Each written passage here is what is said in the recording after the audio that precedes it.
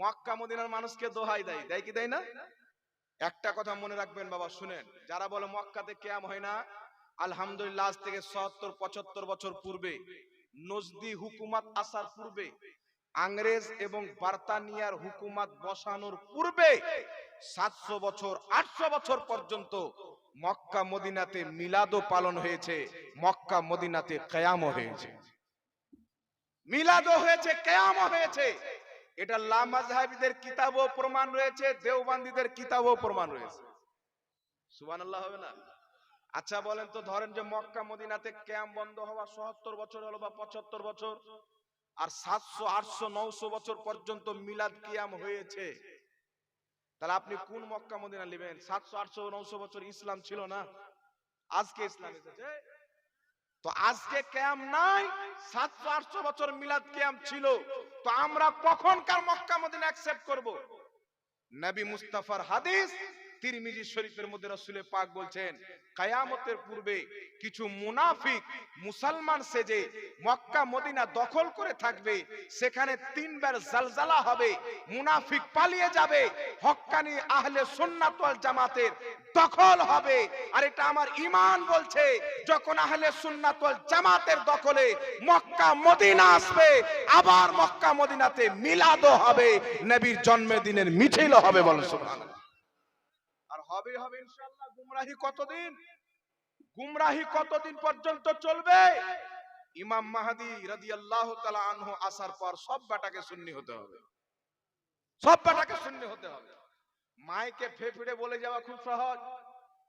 মাযহাবের কথা বলছিলাম বাবা, একটু ছেড়ে দিয়েছি, এটা বলে দিই। মক্কা মদিনার ইমামরাও নিজেকে মাযহাবী বলে, হাম্বলি মাযহাবের লোক বলে। মাযহাব চারটি, হানাফি, শাফি, মালিকি, হাম্বলি। এখন বিমল দাসের বেটা বলছে মাযহাব মানা যাবে না। আমি বলতেছিলাম ইমাম মুল্লা আলী কারি, ইমামুল হারমাইন শরীফের মক্কা মদিনার ইমাম, আজকের ইমাম নয়, শত শত বছর পূর্বে যিনি মক্কা মদিনার ইমাম ছিলেন, আর বিমল দাসার ব্যাটার চাইতে কম হাদিস জানতেন, মাত্র ১.৫ লাখ। কত লাখ? ইমাম মুল্লা আলী কারি কমবেশ ২.৫ লক্ষ হাদিসের হাফিজ ছিলেন। কত লক্ষ? ইমামুল হারমাইন মক্কা মদিনার ইমাম, ২.৫ লাখ হাদিসের হাফিজ ইমাম মুল্লা আলী কারি। আর বিমল দাসের বেটা ৯ লাখ হাদিস জানে, জানে না? তার জন্য বলছে কুল্লো মুস্কুর খুস্কুর, হাদিস পড়তে যাচ্ছে তো বলছে কুল্লো মুস্কুর খুস্কুর, এত হাদিস জাননেওয়ালা। ২.৫ লক্ষ হাদিসের হাফিজ ইমাম মুল্লা আলী কারি রহমাতুল্লাহ আলাইহি, হানাফি মাযহাবের মুকাল্লিদ। সুবহানাল্লাহ হবে না? ইমাম মুল্লা আলী কারি ২.৫ লক্ষ হাদিসের হাফিজ। আর আজ তুমি যে প্রশ্ন করো, মানুষের ব্রেনকে শয়তানের মতন প্রশ্ন করে নষ্ট করো, তোমার সমস্ত প্রশ্নর চাইতে বেশি প্রশ্ন ইমাম মুল্লা আলী কারি জানতেন, প্রত্যেকটা প্রশ্ন তিনারা জানতেন। তো তিনারা বলছেন, শুনো, এইগুলো প্রশ্ন করা শয়তানদের চরিত্র। বড় বড় মুহাদ্দিস মাযহাব মেনেছেন, অর্থাৎ মাযহাব মানা এটা ইসলামে একটা জরুরি বিষয়। জোরে বলেন সুবহানাল্লাহ। বেশ। ইমাম মুল্লা আলী কারি হানাফি মাযহাব, কোন মাযহাবের মুকাল্লিদ? কত লক্ষ হাদিসের হাফিজ? ২.৫ লক্ষ। ইনার তো কম, আরো লাখ লাখ হাদিস জাননেওয়ালা আসছে। ২.৫ লক্ষ হাদিসের হাফিজ, মক্কা মদিনার ইমাম, মুহাদ্দিসে জামানা, মুজাদ্দিদে জামানা, তিনার জামানার মুজাদ্দিদ, তিনি হানাফি মাযহাব মান্যকারী ছিলেন। আচ্ছা বলেন তো, ২.৫ লক্ষ হাদিস জাননেওয়ালা বেশি জ্ঞানী না বিমল দাসের বেটা তিরঙ্গা দাস বেশি জ্ঞানী? কে বেশি জ্ঞানী বলেন? ইসলামকে নষ্ট করে দিচ্ছে জাহিল, জানেন? রাসূল পাক বলেছেন, কিয়ামতের পূর্বে এমন কিছু জাহিল মানুষ আলিম সাজবে, তাদেরকে মানুষ প্রশ্ন করবে ইসলামের গুরু মনে করে, তারা নিজেও পথভ্রষ্ট থাকবে, প্রশ্নের উত্তর দিয়ে মানুষকেও পথভ্রষ্ট করবে। ইলমের গভীরতা ফুচকা, আর ফাতোয়া দিচ্ছে মাযহাব মানা যাবে না। একদিন দেখছি একটা ভিডিওতে সুনানুল কুবরা লিল বাইহাকির হাদিস পেশ করেছে যে মাযহাব মানা যাবে না, সুনানুল কুবরা লিল বাইহাকির হাদিস দলিল দিয়েছে। তো আমি বললাম হাদিসে আছে তাকলিদ করা যাবে না, মাযহাব মানা যাবে না। দেখি তো সুনানুল কুবরা লিল বাইহাকি, আলহামদুলিল্লাহ আমরা কিনেছি কিতাবটা, যখন খুললাম হাদিসটা দেখলাম, তো হাদিসে আছে যে তাকলিদ করা যাবে না। কার? কোন তাকলিদ? ও যদি মরে যায় তো আমিও মরে যাব, এই তাকলিদ করা যাবে না। ও যদি কাফির হয়ে যায় তো আমিও কাফির হয়ে যাব, এই তাকলিদ করা যাবে না। আর এই তাকলিদ আর কুরআন হাদিস অনুযায়ী যিনারা ইজতিহাদ করেন তিনাদের তাকলিদ যেমন আসমান আর জমিনের তফাৎ, এর চাইতেও বেশি তফাৎ। মানে খালুকে আব্বা বানিয়ে দিল, আব্বাকে খালু বানিয়ে দিল, এইরকম মাতাল লোক। বলছে যারা তাকলিদ করে তারা জাহিল। তো তোমার বাপ মোহাম্মদ বিন আব্দুল ওয়াহাব নজদি তো নিজেই মুকাল্লিদ ছিল, তাহলে তোমার আব্বাটা জাহিল হবে কি হবে না? একটু জোরে বলেন। ইবনে তাইমিয়া কোন মাযহাবের টান টেনে ফতোয়া দিত পড়ো, হাম্বলি মাযহাবের টান টেনে ইবনে তাইমিয়া ফতোয়া দিত। তো আগে যদি জাহিল প্রমাণ হয়, তোমার বাপ ইবনে তাইমিয়া প্রমাণ হবে। কিন্তু আলহামদুলিল্লাহ শুনেন, ইমাম মুল্লা আলী কারি 2.5 লক্ষ হাদিসের হাফিজ, হানাফি মাযহাবের মুকাল্লিদ। ইমাম বদরুদ্দিন আইনি লক্ষ লক্ষ হাদিসের হাফিজ, হানাফি মাযহাবের মুকাল্লিদ। আচ্ছা এগুনারা থাক, বলেন তো বাবা সেহায়ে সিত্তার কটি কিতাব? জোরে বলেন। 6টি কিতাব না? বুখারী, মুসলিম, তিরমিজি, নাসাই, আবু দাউদ, ইবনে মাজাহ। এই 6টি কিতাবকে বলা হয় সেহায়ে সিত্তা। একজন ব্যক্তি ফোন করে আমাকে বলছে বুখারী থেকে দলিল দিতে হবে, বুখারী থেকে। আমি তাকে বললাম বুখারী শরীফের নামটা বলো তো। বলছে সহিহুল বুখারী। আমি বললাম এটা বুখারী শরীফের নাম নয়, এটা তো একটা কুনিয়াত নামে প্রচার হয়ে গেছে। যেমন মানুষের নাম হয় না, হযরতে আবু হুরায়রার নাম কি ছিল? আব্দুর রহমান। কিন্তু নবী পাক একটা কুনিয়াত নাম কি দিলেন? আবু হুরায়রা। মাশহুর হয়ে গেলেন আবু হুরায়রা নামে। উনার আবু হুরায়রা নাম বেশি লোক জানে, আব্দুর রহমান নামটা কম লোক জানে। তো বুখারী শরীফের নাম বলো তো, বলছে সহিহুল বুখারী। আমি বললাম এটার নাম নাই, ভালো করে বলো। তো বলছে সহিহুল বুখারী। আমি বললাম বুখারীর নাম বলো, বলছে সহিহ বুখারী। আমি বললাম মাতাল, বুখারী শরীফের নামটা জানো না আর বুখারী বুখারী বলে চিল্লাও? अरे बेगार इश्क़े मोहम्मद जो पढ़ते हैं बुखारी आता है बुखार, उसको नहीं आती बुखारी। জি বেশক। ওয়াহাবি বুখারী বুঝে যাবে, এটা কোনোদিন মুমকিন নয় মহান। কারণ বুখারী শরীফ তারাই বুঝতে পারবে যাদের সিনা মুস্তাফার মোহাব্বতের মদিনা হবে। বল সুবহানাল্লাহ। আমাকে বলছে হুজুর বুখারী শরীফের নাম সহিহ বুখারী নয়। আমার নাম এটা, বুখারী শরীফের নাম হলো আল জামিউল মুসনাদ আস সহিহ আল মুখতাসার মিন উমুরে রাসূলুল্লাহ সাল্লাল্লাহু আলাইহি সাল্লাম ওয়া সুনানিহি ওয়া আয়ামিহি। এটা হলো বুখারী শরীফের নাম। যে বুখারী বলে বলে চিল্লায়, ওর আব্বা দাদা গোটা গোষ্ঠী নামটা জানে না, আর বুখারী বলতে বলতে মুখের থুক বের করে দেয়। এই নামটা মনে হয় আপনারাও শুনেননি, হুজুররা জানবেন, এখানে অনেক উলামায়ে কেরাম আছে। এটা হলো বুখারী শরীফের আসল নাম। ইমাম বুখারী বুখারীর থাকনেওয়ালা ছিলেন, বুখারা। উনার নিসবতে সহিহ বুখারী বলে কিতাবটি পরিচিত হয়ে গেল মুসলমানের জবানে, সহিহ বুখারী। এটাও একটা নাম, আসল নাম হলো যেটা আমি বয়ান করলাম ওটা। এখন শুনেন বিরাদর ইসলাম। আচ্ছা বলেন তো বাবা, ইমাম তিরমিজি রাহমাতুল্লাহ আলাইহি ইনি বেশি জ্ঞানী না আপনাদের বাঙালের বিমল দাসের বেটা বেশি জ্ঞানী? বলেন। যিনি তিরমিজি শরীফ লিখেছেন ইনি বেশি জ্ঞানী না আজকের লামাযহাবী মৌলভী বেশি জ্ঞানী? যিনি ইমাম ইবনে মাজাহ শরীফ লিখেছেন তিনি বেশি জ্ঞানী না তিনার কিতাব পড়ে মৌলভী হনেওয়ালা বেশি জ্ঞানী? ইমাম আবু দাউদ বেশি জ্ঞানী না তিনার লেখা কিতাব সুনানে আবি দাউদ পড়নেওয়ালা বেশি জ্ঞানী? তো সবাইকে আল্লাহ আকল দান করেছেন, নলেজ দান করেছেন। সবাই বলবেন হাদিস লিখনেওয়ালা মুহাদ্দিস বেশি জ্ঞানী। তো শুনেন, ইমাম ইবনে মাজাহ, ইমাম আবু দাউদ দুইজনই মাযহাব মানতেন। সুবহানাল্লাহ বলেন। দুইজনই মাযহাব মানতেন। আর যেই বিমল দাসের বেটা বলছে মাযহাব মানে জাহিলরা মাযহাব মানে, তাহলে তার নজরে আবু দাউদ, ইমাম আবু দাউদ জাহিল, ইমাম ইবনে মাজাহ জাহিল, ইমাম ইবনে হাজার আসকালানী শাফি মাযহাবের মান্যকারী জাহিল, ইমাম নববী শাফি মাযহাবের মান্যকারী জাহিল। তাহলে তোমার নজরে যদি মুহাদ্দিস জাহিল হয়, তাহলে মুহাদ্দিসের কিতাব পড়ে ফতোয়া মারো কেন? কথা বুঝতে পারছেন না? এই জন্য আপনাকে বলি বাবা, বড় বড় মুহাদ্দিস, হাদিস লিখনেওয়ালা, হাদিসের ব্যাখ্যা করনেওয়ালা, তারা সবাই মাযহাব মাননেওয়ালা ছিলেন। মাযহাব মানার প্রতি উম্মতের ইজমা হয়ে গেছে। তাই ইমাম সাবি রাহমাতুল্লাহ আলাইহি তাফসিরে সাবির মধ্যে লিখছেন, যেই ইমাম সাবি দেওবন্দীদের নিকটে গ্রহণযোগ্য, লামাযহাবির নিকটে গ্রহণযোগ্য, ইমাম সাবি রাহমাতুল্লাহ আলাইহি তাফসিরে সাবির মধ্যে লিখতেছেন, যারা হানাফি, শাফি, মালিকি, হাম্বলি চার মাযহাবের অন্তর্ভুক্ত নয়, তারা হচ্ছে গুমরাহ এবং গুমরাহকারী। জোরে বলেন সুবহানাল্লাহ। কথা বুঝতে পারছেন বাবা? তারা হচ্ছে গুমরাহ এবং গুমরাহকারী, কারণ চার মাযহাবের প্রতি উম্মতের ইজমা হয়ে গেছে। তাফসিরাতে আহমদিয়ার মধ্যে ইমাম মুল্লাহ জীওয়ান রাহমাতুল্লাহ আলাইহি লিখছেন, চার মাযহাবের প্রতি উম্মতের ইজমা হয়ে গেছে। আল আসবা ওয়ান নাজায়ের কিতাবের মধ্যে লিপিবদ্ধ, চার মাযহাবের প্রতি উম্মতের ইজমা হয়েছে।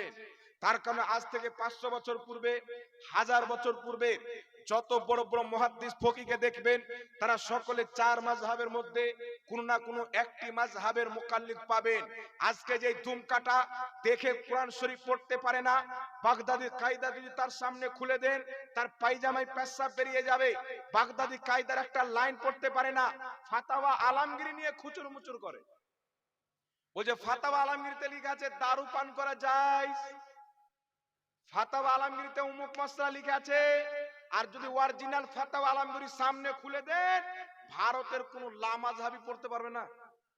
আর বিমল দাসের বেটা তো মাথা খারাপ, এবারে তো কায়দা পড়তে পারবে না, তো ফাতাওয়া আলমগীর ওর সামনে যদি খুলে দেন, যত বাচ্চানে 2 বছর মায়ের দুধ পান করেছে সব উগলে বের করে ফেলে দিবে, ক্ষমতা হবে না।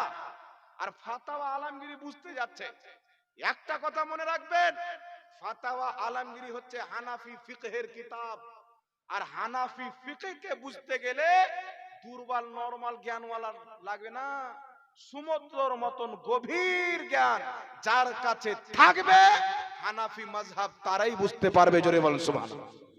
যাদের মাদ্রাসায় বুখারী মুসলিম বাদে অন্য কোনো হাদিসের কিতাব নাই, যাদের মাদ্রাসায় বুখারী মুসলিম তিরমিজি বাদে চোখে যারা কোনো হাদিসের কিতাব দেখেনি, তারা ইমামে আযম আবু হানিফার মাসলাকে কি করে বুঝবে?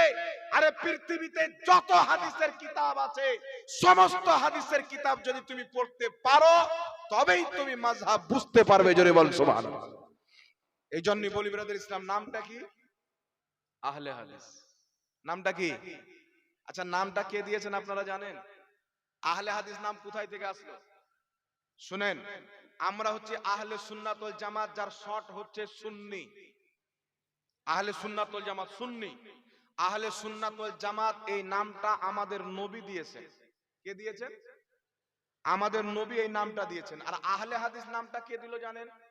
আহলে হাদিসদের বড় গুরু সানাউল্লাহ আমৃতসরি নিজের কিতাব সিরাতে সানাইয়ার প্রথম খণ্ডের মধ্যে লিখছে, ভারত উপমহাদেশের মাটিতে ইংরেজদের যখন রাজত্ব ছিল, তখন আমাদেরকে মানুষ ওয়াহাবি বলতো। ওয়াহাবি শব্দটা আমাদের খুব খারাপ লাগলো, তো আমরা আহলে লামাযহাবি মৌলবি কয়েকজন মিলে ইংরেজি নেতাদের কাছে তাদের পাও ধরে বললাম, আমাদের ওয়াহাবি নাম চেঞ্জ করে নতুন একটা নাম দাও। ইংরেজরা বলেছিল, বেটা আজ থেকে তোমাদের নাম হলো আহলে হাদিস। তাদের কিতাব কোন লামাযহাবি মায়ের দুধ পান করে থাকলে বলুক জাহাঙ্গীর মিথ্যা বলেছে। কিতাব উপস্থিত রেখেছি, পড়েছি, তারপর বক্তব্য দিচ্ছি। কওরির ক্ষমতা নাই, ওরাও জানে যে এই নাম তো আমাদেরকে ইংরেজরা দিয়েছে। আর দলিল দিবে কি? তিরমিজি শরীফের হাদিস। হযরতে আলী বলছেন, একটা দল সব সময় হকের পথে থাকবে, যার নাম হবে আহলে হাদিস। এক জামাত হকের পথে থাকবে, যার নাম আহলে হাদিস। তো বেটা তিরমিজি শরীফের নাম যেটা হযরত আলী দিয়েছেন, ওই আহলে হাদিস হচ্ছে ইমাম বুখারী, ইমাম তিরমিজি, মুহাদ্দিস, যারা লাখ লাখ হাদিস মুখস্থ জানেন। আর তোমাদেরকে যে আহলে হাদিস নাম দেওয়া হয়েছে, এটা তিরমিজি শরীফের নাম নয়, এটা হচ্ছে ইংরেজদের দেওয়া নাম। কাদের দেওয়া নাম? ইংরেজদের দেওয়া নাম। আর ইংরেজদের দেওয়া নাম নিয়ে নিজের নাম রাখে কি? আহলে হাদিস। কয়েকটি মাসলা শুনেন।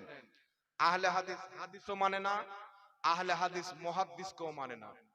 তারা নিজেকে বলে আহলে হাদিস, হাদিস মানে না আহলে হাদিস। তারা নিজেকে বলে সালাফি, সালাফদেরকে মানে না, নিজেকে বলে সালাফি। বলে কি বলে না?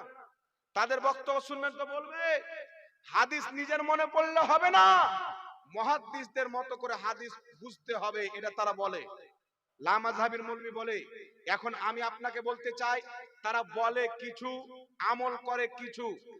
তাদের প্রত্যেকটা কিতাব, যত লামাযহাবি বাংলা অনুবাদ করেছে, উর্দুতে কিতাব লিখেছে, তাদের প্রত্যেকটা কিতাবের মধ্যে স্টেজে ওয়াল্লাহ বলতেছি, আল্লাহর কসম খেয়ে বলতেছি, তাদের প্রত্যেকটা কিতাবের মধ্যে কোনো না কোনো জালিয়াতি, কোনো না কোনো খেয়ানতি অবশ্যই রয়েছে।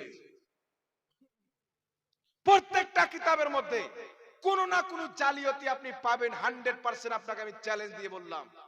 কিন্তু আহলে সুন্নাত ওয়াল জামাতের কিতাব, যার মধ্যে কোন রকমের কোন একটা চুল পরিমাণে জালিয়াতি কোন মায়ের লাল দেখাতে পারে না। জোরে বলেন সুবহানাল্লাহ। এইবার শুনেন, হাদিস বুঝতে হবে কাকে দিয়ে? মুহাদ্দিসকে দিয়ে। কুরআন বুঝতে হবে কার মাধ্যমে? মুফাসসিরের মাধ্যমে। এখন মুফাসসির যত ছিল, ইমাম জালালউদ্দিন সিয়ুতি সুন্নিদের মতো আকীদা রাখতেন, ইমাম বাগাবী সুন্নি ছিলেন, ইমাম আপনার বাইজাবি সুন্নি ছিলেন, যত মুফাসসির ছিলেন এরা সবাই সুন্নি ছিলেন, কেউ লামাযহাবী ওয়াহাবী ছিলেন না। ইনারা কুরআন পাকের তাফসীর করেছেন সঠিকভাবে, সুন্নিরা সঠিকভাবে তাফসীর করে। এরা যখন দেখলো যদি পূর্বের তাফসীরকে মানা হয় তাহলে সুন্নিদের আকীদা সঠিক প্রমাণ হবে, তাই বাংলাদেশের কাজ্জাবিন ইহুদি বলল যে 98% মুফাসসির কুরআন পাকের ভুল তাফসীর করেছে। কত পার্সেন্ট? বাংলাদেশের মাতাল ওর চেহারা দেখলে ভাত খাওয়া যাবে না।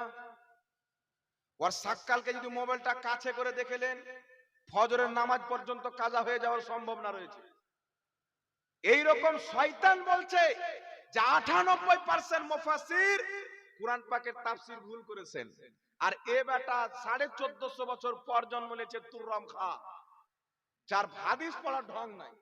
আমি চ্যালেঞ্জ দিয়ে বললাম, বাংলাদেশের কাজ্জাবিন ইহুদি যত হাদিস তার বক্তব্যের মধ্যে পড়েছে, একটা হাদিস কেউ দেখাক সহি শুদ্ধভাবে পড়েছে, তাকে 1 লক্ষ টাকা পুরস্কার দেব। একটা হাদিস কোন মায়ের লাল দেখাতে পারে না। ও যত হাদিস পড়েছে, কোথাও কেরাতে মিস্টেক করেছে, তালাফুজে মিস্টেক করেছে, আমার তো মনে হয় আসলে মিস্টেক আছে, তো কেরাতে মিস্টেক হবে না। যে বলবে নবীর মুখ দিয়ে দুর্গন্ধ বের হতো, আর জন্মের প্রবলেম আছে না নাই? এই জোরে বলেন। আমার আপনার নবীর গুস্তাখি করনেওয়ালাকে আল্লাহ কি বলেছেন? উতুল্লিন বাদা যালিকা জানিম, মাহবুব তোমার বেয়াদবি করে, আসলে ও হচ্ছে জারু সন্তান। বেশক। তো নবীর মুখ দিয়ে দুর্গন্ধ বের হতে, এটা নবীর গুস্তাখি নয়? নবী কবরে মরা মানুষ পড়ে আছে, এটা নবীর গুস্তাখি নয়? নবী কিয়ামতে ফাল করে তাকিয়ে থাকবেন, আমার নেকির পাল্লা ভারী হচ্ছে না, গুনার পাল্লা ভারী হচ্ছে না, এটা নবীর গুস্তাখি নয়? এই রকম গুস্তাখি করনেওয়ালা ও হালাল জাদা কি করে থাকলো? ওয়ালিদ বিন মুগীরা যদি নবীর একবার গুস্তাখি করনেওয়ালা হারামজাদা প্রমাণ হয়, যে বারবার গুস্তাখি করছে, ও হালাল জাদা হবে? কথা বলেন। এই জন্য বাবা, এরা হচ্ছে শয়তানের দল, এরা কোনোই মতে মুসলমান হতে পারে না। ইহুদি, আমেরিকা, ইসরায়েলের ফান্ডিং নিয়ে ইসলামকে দুর্বল করছে, মুসলমানকে বিভ্রান্তি করছে। আজকে গ্রামে দ্বন্দ্ব, যেই গ্রামে একটা মসজিদে ঠিকঠাক নামাজ হয় না, ওই গ্রামে 4টা 5টা মসজিদ। ঈদগাহতে দ্বন্দ্ব, আগে মুসলমান একসাথে নামাজ পড়েছে, এখন 2বার জামাত হয়। তুই পড়বি 8টার সময়, আমি পড়বো 7টার সময়। মসজিদে দ্বন্দ্ব, জানাজাতে দ্বন্দ্ব, কবরস্থানে দ্বন্দ্ব। আল্লাহর কসম খেয়ে বলি, এই জমিনের মাটিতে 100-150 বছর পূর্বে কেউ লামাযহাবী ওয়াহাবী ছিল না, পুরো দুনিয়াতে ইসলামের দ্বন্দ্ব ছিল না। ঢাকা, যেখানে আমার বাবার বয়সের লোক আছেন, আপনারা যখন ছোট ছিলেন কোন গ্রামে দ্বন্দ্ব ছিল? বলেন, ছিল? কোথাও দ্বন্দ্ব ছিল না। ইসলামের ক্ষতি সবচাইতে বেশি করেছে ওয়াহাবি মতবাদ। জি বেশক। আর ওয়াহাবি মতবাদ, আজ দাড়ি টুপিওয়ালাকে দেখলে আতঙ্কবাদ বলা হয় ওয়াহাবি মতবাদের কারণে। সর্বপ্রথম আমেরিকার 4টি জাহাজকে হাইজ্যাক করে ওসামা বিন লাদেন, আমেরিকার সবচাইতে বড় বিল্ডিং, পৃথিবীর সবচাইতে বড় বিল্ডিং ওই জামানায় আমেরিকাতে ছিল। এখন দুবাইয়ে বুর্জ খলিফা, তখন আমেরিকাতে দুনিয়ার সবচাইতে বড় বিল্ডিং ছিল। 4টা আমেরিকান জাহাজকে সে হাইজ্যাক করে বিল্ডিং এর মধ্যে ভরে হাজার হাজার আমেরিকি নাগরিককে হত্যা করে ওসামা বিন লাদেন যখন হত্যা করেছিল, তখন থেকে আমেরিকি মিডিয়ারা প্রচার করলো যে দাড়ি টুপিওয়ালা মুসলমানরা হচ্ছে আতঙ্কবাদ। এর আগে আমরা গাড়ি চালিয়ে গিয়েছি, আমাদের গাড়ি দেখে টুপি মাথায় দেখেছে, মৌলভী সাহেব ছেড়ে দাও। হিন্দু পুলিশ সম্মান করেছে, ইহুদি পুলিশ সম্মান করেছে, নাসারা পুলিশ সম্মান করেছে। যেই দিন থেকে ওয়াহাবিদের গুরু ওসামা বিন লাদেন আতঙ্কবাদ আমেরিকাতে হামলা করে হাজারো আমেরিকার নাগরিককে হত্যা করেছে, সেই দিন সারা পৃথিবীতে ইসলামোফোবিয়া ছড়িয়ে পড়েছে। মুসলমান মানে আতঙ্কবাদ, মুসলমান মানে আতঙ্কবাদ, একটা মুহিম চলতেছে মুসলমান। এই ওয়াহাবি মতবাদ দুনিয়াতে ইসলামের বদনাম করেছে। দাড়ি দেখলে আতঙ্কবাদ, টুপি দেখলে আতঙ্কবাদ। আর এখন মুসলমানদের মধ্যে দ্বন্দ্ব তৈরি করছেন। এদেরকে চিনেন। এদেরকে যদি না চিনতে পারেন, আপনার দুনিয়াও বেকার, আখিরাতও বেকার হয়ে যাবে। আপনার সামনে ওই হাদিস নিয়ে আসবে যে হাদিসের ব্যাখ্যা অন্য হবে, বা যে হাদিস রহিত হয়ে গেছেন। আমি কয়েকটি আপনাকে দলিল দিই। এরা না কোরআনকে সঠিকভাবে মানে, না মুফাসসিরকে সঠিকভাবে মানে। ইসলামের তরিকা হলো কোরআনকে বুঝতে গেলে মুফাসসিরের মাধ্যমে বুঝতে হবে, হাদিসকে বুঝতে হলে মুহাদ্দিসের মাধ্যমে বুঝতে হবে। আমি কোরআন পাকের একটি দলিল দিয়ে আপনাকে প্রমাণ করছি তারা না কোরআনকে সঠিকভাবে মানে, না মুফাসসিরকে মানে। তাদের ব্রেনে যেটা আছে, তাদের বাবা ইবনে আব্দুল ওয়াহাব নজদি যেই আকীদা দিয়েছে, কোরআন পাকের অর্থ যদি এই দিকে থাকে, জবরদস্তি এই দিকে টেনে তার বাপের আকীদাকে সঠিক প্রমাণ করবে। কার আকীদাকে? ইবনে তাইমিয়ার আকীদাকে, মুহাম্মদ বিন আব্দুল ওয়াহাব নজদির আকীদাকে। এখানে আমিন আসতে বলতে হবে কি জোরে? এই বিষয়ে আমার বক্তব্য ইউটিউবের মধ্যে ভরে পড়ে আছে, আমি এই বিষয়ে বক্তব্য দেব না।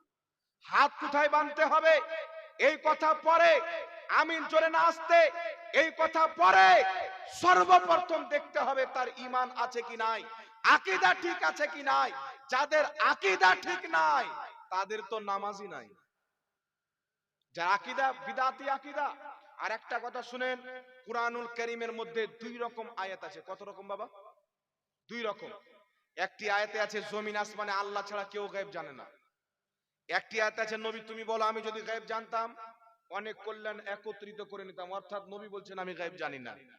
অনেক আয়াত পাবেন আল্লাহ বলছেন আল্লাহ ছাড়া কেউ গায়েব জানে না, আল্লাহ ছাড়া কেউ গায়েব জানে না।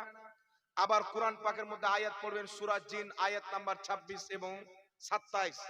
আল্লাহ পাক বলছেন আলিমুল গায়বি ফালা ইউযহিরু আলা গায়বিহি আহাদান ইল্লা মান ইরতাদা মির রাসূল। আল্লাহ বলছেন আমি গায়েব জাননেওয়ালা, আমার গায়েবের প্রতি কাউকে ক্ষমতামান করি না, ইল্লা মান ইরতাদা মির রাসূল, কিন্তু যেই রাসূলের প্রতি রাজি হয়ে যায় তাকে ক্ষমতামান করে দিই, অর্থাৎ ইলমে গায়েব দিয়ে দিই। জোরে বল সুবহানাল্লাহ। এখানে ইস্তিসনা রয়েছে। সূরা কুরআন পাক সূরা আলে ইমরান 179 নম্বর আয়াত আল্লাহ বলছেন মা কানাল্লাহু লিইতলাকুম আলাল গায়বি ওয়ালাকিন্নাল্লাহা ইয়াসতাবি মির রাসূলিহি মান ইয়াশা। আল্লাহ বলছেন হে সর্বসাধারণ তোমরা কি এটা মনে করো আমি আল্লাহ যাকে তাকে ইলমে গায়েব দিয়ে দেব? না, আমি আমার নবীগণের মধ্যে বেছে নিই, যে রাসূলকে চাই তাকে ইলমে গায়েব দিয়ে দিই। জোরে বলুন না সুবহানাল্লাহ। কুরআন পাকের মধ্যে আল্লাহ বলছেন আমি আমার খিজিরকে ইলমে লাদুন্নি দিয়েছি। ওই ইলমে লাদুন্নি কি ছিল? ইমাম বাইজাবি নিজের কিতাব তাফসিরে বাইজাবির মধ্যে এই আয়াতের তাফসীর করেছেন। আয়াত কি হযরত ওয়াল্লামনাহু মিন লাদুন্না ইলমা। আল্লাহ পাক বলছেন আমি খিজিরকে ইলমে লাদুন্নি দিয়েছি। ওই ইলমে লাদুন্নি কি? ইমাম বাইজাবি তাফসিরে বাইজাবির মধ্যে লিখছেন ওটা হলো ইলমে গায়েব। জোরে বলতে হবে সুবহানাল্লাহ। তো কুরআন পাকের অনেক আয়াত আল্লাহ ছাড়া কেউ গায়েব জানে না। আবার কিছু আয়াতে ইস্তিসনা রয়েছে যে আল্লাহ নবীগণকে ইলমে গায়েব দিয়ে থাকে। তাহলে এর অর্থ কি বুঝবো? উঠান তাফসিরে নিশাপুরি, অসংখ্য তাফসিরে কিতাবের মধ্যে লেখা আছে, খাস করে তাফসিরে নিশাপুরির মধ্যে লেখা আছে নবী যেখানে বলেছেন যে আমি ইলমে গায়েব জানি না, এর অর্থ হচ্ছে আল্লাহ পাকের না জানাতে আমি ইলমে গায়েব জানি না। আর যেই আয়াতে আছে নবীগণকে আল্লাহ ইলমে গায়েব দেয়, এর অর্থ হচ্ছে আল্লাহর দাওয়াতে নবীগণ ইলমে গায়েব জানে। জোরে বলতে হবে সুবহানাল্লাহ। কথা বুঝতে পারছেন কি বলেন না বাবা? এরা বলতে চায় আল্লাহ যখন জানিয়ে দিলেন তো গায়েব কি করে থাকলো? আল্লাহ যখন জানিয়ে দিলেন তো গায়েব কি করে থাকলো? একটা কথা মনে রাখবেন, আল্লাহ তাবারাক ওয়া তাআলার জানানোর পরেও নবীর কাছে এসেও ওটা গায়েব থাকে। কারণ আল্লাহ পাক বলছেন ওয়ামা হুয়া আলাল গায়বি বিদানিন, আমার নবী গায়েব প্রকাশ্য করতে কৃপণতা করেন না। অর্থাৎ আল্লাহ পাকের কাছ থেকে নবীর কাছে যখন চলে আসে তখনও সেটা উম্মতের জন্য গায়েব থাকে। সুবহানাল্লাহ বলতে। আর আল্লাহ বলছেন মাহবুব আমি যা কিছু তোমার প্রতি অবতীর্ণ করছি এই সমস্ত জিনিস গায়েবেরই খবর। এই জন্য বিরাদর ইসলাম দুই রকম আয়াত কিন্তু লা মাযহাবি বলেন দেওবন্দি বলেন ইনারা এক শ্রেণীর আয়াতকে নিয়েছেন আল্লাহ ছাড়া কেউ গায়েব জানে না, মানে নবীও গায়েব জানে না। একমাত্র আহলে সুন্নাত ওয়াল জামাত যারা কোরআন বুঝেছেন মুফাসসিরদের মাধ্যমে আল্লাহ ছাড়া কেউ গায়েব জানে না, ওটা হচ্ছে জাতে ইলমে গায়েব, নবী ইলমে গায়েব জানে, ওটা হচ্ছে আল্লাহর দেওয়া ইলমে গায়েব। জোরে বলেন সুবহানাল্লাহ। সুবহানাল্লাহ। কথা বুঝতে পারছেন? তো আমরা কোরআন বুঝলাম কার মাধ্যমে? মুফাসসিরের মাধ্যমে। লামাযহাবী দেওবন্দি কার মাধ্যমে বুঝলো? ওই যে ওদের বাপ দাদা কিতাবে লিখে দিয়েছেন নবী গায়েব জান না, ওটাই নিয়ে তারা পড়ে আছে। এখন হাদিস শরীফ আছেন বাবা, হাদিস শরীফ তারা নিজেকে সালাফি বলে কিন্তু তারা সালাফি নয়, তারা হচ্ছে সালাফদের দুশমন।